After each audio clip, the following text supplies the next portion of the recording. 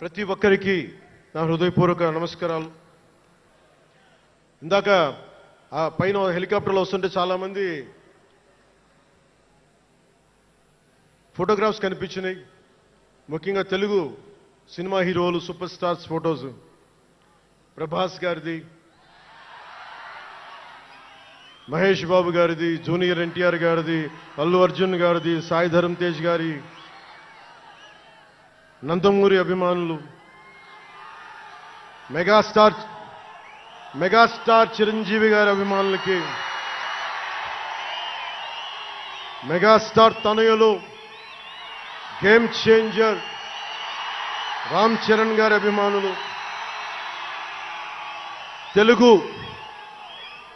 హీరోయిన్లు, ప్రతి నటుల అందరి హీరోల అభిమానులు, మీ అందరికీ కూడా నా ప్రత్యేక నమస్కారాలు, ధన్యవాదాలు. అలాగే పవన్ కళ్యాణ్ అభిమానులకు కూడా నా హృదయపూర్వక నమస్కారం.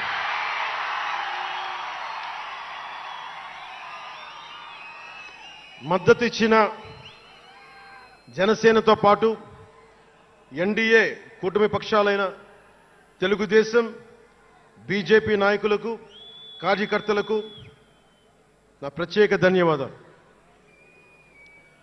అసలు మనం ఇంత ఘన విజయం సాధించాం. మనం కలిసి పోరాటం చేశాం. కష్టాలు ఉన్నప్పుడు చెయ్యనందించాం. అది గుర్తుపెట్టుకొని ఈ రోజున డిప్యూటీ ముఖ్యమంత్రి, ఉప ముఖ్యమంత్రిగా కలిసి ఒక వ్యక్తితో బలవంగా ప్రయాణం చేస్తా ఉన్నాను. 4 దశాబ్దాల సుదీర్ఘ అనుభవ రాజకీయ నాయకులు, హైటెక్ సిటీని రూపకల్పన చేసిన దార్శనికుడు, క్లేమోర్ మైన్స్ తోటి పేల్చేస్తే కింద పడితే దులుపుకొని మళ్ళీ రాజకీయాల్లో తిరిగి నెక్స్ట్ డే డ్యూటీలోకి వచ్చిన బలమైన నాయకుడు, శ్రీ గౌరవ ముఖ్యమంత్రి శ్రీ నారా చంద్రబాబు నాయుడు గారికి, వారి తనయులు శ్రీ నారా లోకేష్ గారికి నా హృదయపూర్వక ధన్యవాదాలు, నమస్కారాలు.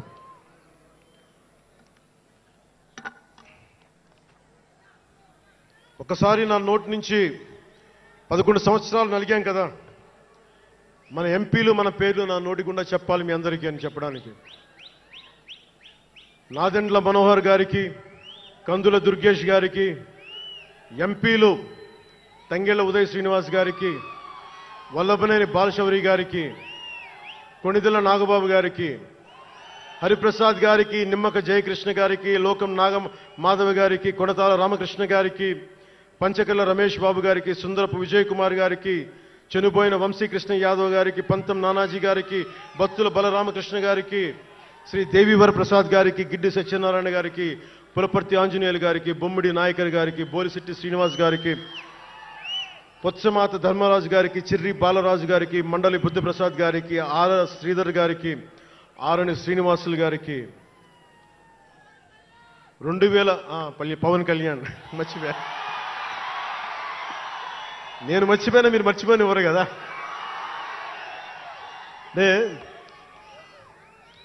ఇది మన 11వ సంవత్సరం, వారు 11కి అంకితం చేశాం.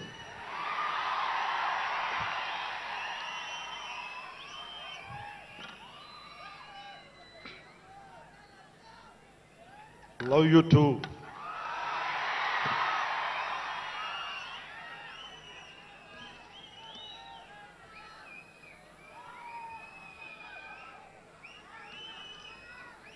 అలాగే ఈ సభకి పోలీస్ వ్యవస్థ మీకు తెలుసు, మనం ఎంత నలిగిపోయామో. గత 5 ఏళ్లలో మనం ఎంత నలిగిపోయామో మీకు తెలుసు. ఎన్ని ఇబ్బందులు పాలు చేశారో తెలుసు. ఆ రోజు నుంచి కూడా ఈ రోజుకి వరకు నాకు పోలీస్ శాఖ అంటే చాలా గౌరవం. ఎందుకంటే పోలీస్ శాఖకి స్వయం నిర్ణయాలు చేసే హక్కు ఉండదు, డ్యూటీయే ఉంటుంది. బ్రిటిష్ వాళ్ళు పరిపాలించినప్పుడు పోలీస్ కూడా బ్రిటిష్ అధీనంలో పనిచేశారు తప్ప వాళ్ళకి ఇవ్వబడ్డ డ్యూటీ చేశారు. భగత్ సింగ్ని కొట్టమంటే కొట్టారు, జైల్లో పెట్టమంటే పెట్టారు, గాంధీ గారిని లాక్కెళ్ళిపోమంటే లాక్కెళ్ళిపోయారు. వాళ్ళు చేయకపోతే అది డ్యూటీకి విరుద్ధం అవుతుంది, చేయక తప్పదు. మరి అదే పోలీస్ ఆ రోజున వచ్చారు. స్వాతంత్రం వచ్చిన తర్వాత మిలిటరీ కూడా అంతే. అందుకనే నాకు పోలీస్ శాఖ మీద ఎప్పుడు వ్యక్తిగతంగా కోపం ఉండదు, ఏదో కొద్దిమంది వ్యక్తులు ఎక్కువ చేస్తే తప్ప. అలాగా ఈ రోజున చాలా గొప్పగా నిలబడ్డ, సహకరించిన పోలీస్ అధిపతి డీజీపీ గారికి, కాకినాడ జిల్లా ఎస్పీ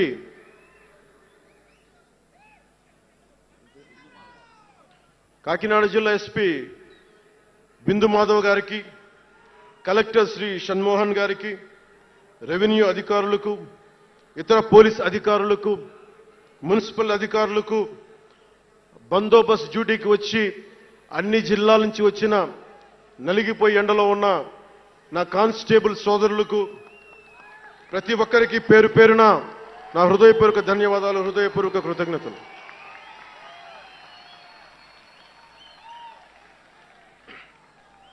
నా ఇష్టం, నా కోరిక ఎప్పుడూ సగటు మనిషిగా ఉండటమే. తన పని తను చేసుకుంటూ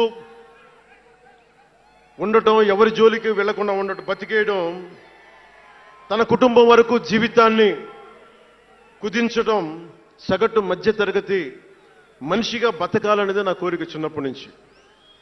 మా నాన్న కోరిక ఏంటంటే, నేను ఇంటర్ చదువుతున్నప్పుడు, అరే నేను డిగ్రీ చదవలేకపోయి, నువ్వు డిగ్రీ చదివి కనీసం నువ్వు ఎస్ఐగా సెలెక్ట్ అయితే నువ్వు కనీసం డిఎస్పీ కంటే కొంచెం పై ర్యాంక్లో నువ్వు రిటైర్ అవుతారు అని చెప్పాడు మా నాన్న. దురదృష్టవశాత్తు నేను డిగ్రీ చేయలేకపోయా. కానీ నేను అంటే నాకు అంతకుమించి కోరికలు లేవు, అది చెప్పడానికి నా ఉద్దేశం. చాలా చిన్న జీవితాలు మాయి. మా అన్నయ్య గారు ఏదో పొరపాటు యాక్టర్ అయిపోయారు తప్ప నాకు రావాలి నేను ఎప్పుడు అనుకోలే. అదే నెల్లూరులో, అదే ఫతేఖాన్పేటలో చిన్న ఇంట్లో ఇంకొక మామిడి మొక్క ఉంటే బాగుంటుంది అనుకున్న కోరిక తప్ప కోట్లు సంపాదించాలి, పేరు రావాలని ఎప్పుడు ఆశించాల. సో నన్ను ఎలా పెంచారు మా ఇంట్లో అంటే మీరు ఆశ్చర్యపోతారు. మొన్న నా friend Anand Sai TTD board సభ్యుడిగా నియమితులయ్యారు. అతను చెప్తా ఉన్నాను నాకు ఈ మధ్యన, నన్ను ఎలా పెంచారంటే మా ఇంట్లో అతని ఆనంద్ సాయి మాటల్లో, చిన్న తంబి అని తమిళ సినిమా ఉంటుంది, మన తెలుగులో చంటి అని సినిమా తీశారు. చిన్న తంబి కదా ఆనంద్, అవునా? అందులో హీరోయిన్ని ఎలా పెంచుతారు ఇంట్లో నుంచి బయటికి వెళ్లకుండా, చంటిలో హీరోయిన్ మీనాని ఎలా పెంచారు ఇంట్లో నుంచి బయటికి వెళ్లకుండా, మా ఇంట్లో నన్ను అలా పెంచారు. వీడి బయటికి వెళ్తే ఏమైపోతాడో, సున్నితమైన వ్యక్తి, వీడికి ఆస్తమా ఉంది, వీడికి ఇలాంటి పరిస్థితుల్లో నన్ను ఇంట్లో నుంచి కదలనివ్వకుండా, ఎక్కడికి వెళ్ళనివ్వకుండా, ఎక్కడికన్నా బయటికి వెళ్తే పంపించారు. ఒకరోజు చెన్నైలో నేను అన్నానగర్లో కంప్యూటర్ ప్రోగ్రామింగ్ కోర్స్ చేసేవాడిని ఓ సంవత్సరం పాటు. ఆ ప్రోగ్రామ్ ఫైనల్ చేసే పరిస్థితుల్లో టైం 10:30 అయింది, 10:30 రాత్రి. ఇంటికి వెళ్ళడం గంట లేట్ అయింది. అంటే మనం సాయంత్రం 6 గంటలకల్లా వెళ్ళిపోవాలి. ఆ రోజు 10:30కి వెళ్తే చెప్పా పెట్టకుండా, అంటే మన కొంచెం లేట్ అయింది ఎగ్జామ్స్ వల్ల. ఇంటికి వెళ్ళేటప్పటికి ఎలా ఉంది అంటే, ఇంట్లో ఆడపిల్ల వెళ్ళిపోతే ఇల్లు ఎలా ఉంటుందో, 10:30కి నేను ఇంటికి వెళ్తే మా అన్నయ్య షూటింగ్ నుంచి క్యాన్సిల్ చేసుకుని వచ్చేస్తా ఉన్నారు. మా వదిన ఇంట్లో హాల్లో ఉంది, మా నాగబాబు వీధి బయట తిరుగుతూ ఉన్నాడు. మొత్తం అందరూ ఏమైపోయాడు, ఎక్కడికి ఏమైపోయాడని. నేను ఎగ్జామ్ రాసి వస్తున్నాను, బస్సులు దొరకలేదు నాకు, 2 బస్సులు మారి రావాలని చెప్పాను. నాకు కార్లు లేవు ఆ టైంలో. అంటే అలాంటి నన్ను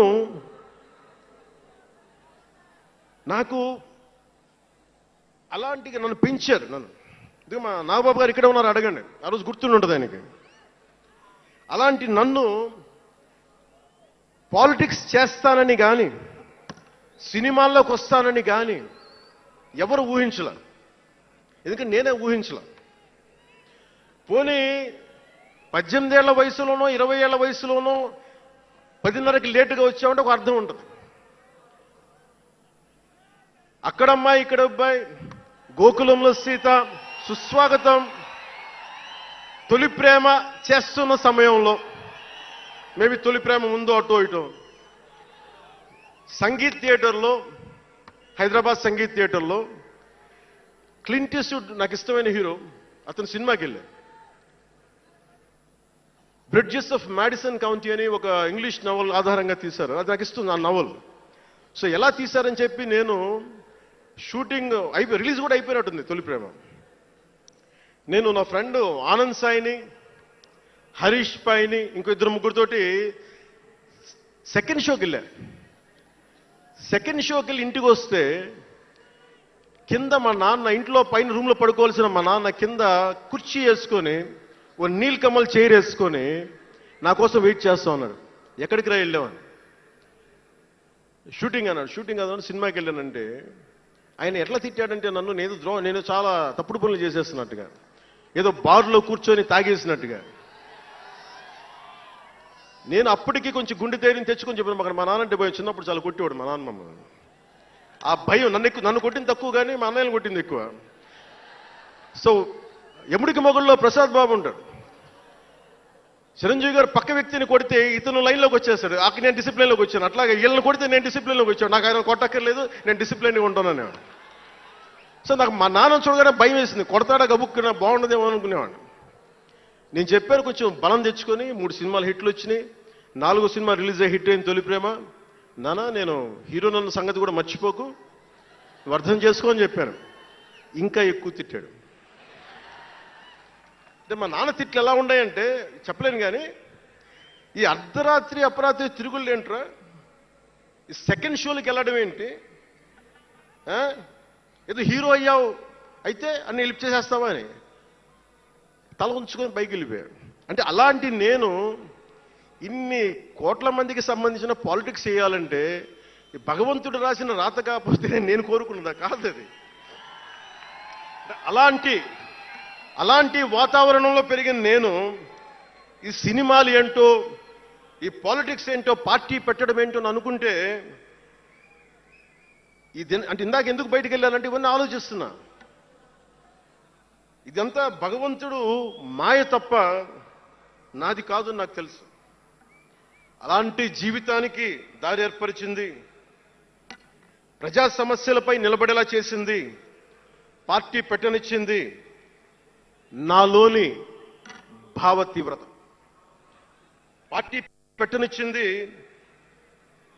భావ తీవ్రత. పుస్తక పఠనం, డబ్బులు సంపాదించాక ఖర్చు పెట్టనంటే ఎలా కుదరదో, వద్దనుకున్న ఏదోలా ఖర్చు అయిపోతాయి. అలాగా కొంత జ్ఞానం వచ్చాక, కొంత చదివాక, కొంత చెయ్యగలిగే సత్తా ఉన్నాక నేను ఊరికనే కూర్చుంటాను, నేను ఏమి చెయ్యనంటే జీవితం అలా ఉండనివ్వదు. అలాంటి నన్ను ఏదో సాటర్డే సండే షూటింగ్ ప్రాక్టీస్కి వెళ్ళి మెడ్రాస్ రైఫిల్ క్లబ్లో, మార్నింగ్ లయోలా కాలేజీలో జాగింగ్ చేసుకొని, ఇంటికి వచ్చి పుస్తకాలు చదువుకొని, మా వదినకి ఏదైనా అవసరమైతే పనులు చేసి పెట్టి, ఇలాంటి నేను సగటు మనిషి, మధ్యతరగతి మనిషి, అంతకుమించి వేరే పట్ల. పనగల్ పార్క్ వెళ్ళి కూరగాయలు తీసుకురావడం, వంకాయ ఎంత, తక్కాలి ఎంత, అంటే మన ఉల్లిపాయలు వంకాయలు ఎంత అని ఇట్లాంటివి తీసుకొచ్చేవాడిని. నెల్లూరులో పెద్ద బజారు వచ్చాం, మన పెద్ద బజారు చిన్న బజార్కి వెళ్ళి ఇంటికి కావాల్సిన సామాన్లు తీసుకొచ్చేవాడిని. నాకు అంతకుమించి జీవితాన్ని కోరుకోలేదు నేను. అలాంటిది నేను యాక్టర్ అయ్యాను, ఈ రోజున పొలిటికల్ లీడర్ అయ్యాను, దేశమంతా గుర్తించే అయ్యానంటే ఇది ఏది కూడా నేను కోరుకుంది కాదు, నాకు ఇవ్వబడింది. అందుకే నేను కర్మే చేస్తాను, నేను ఫలితం ఆశించను.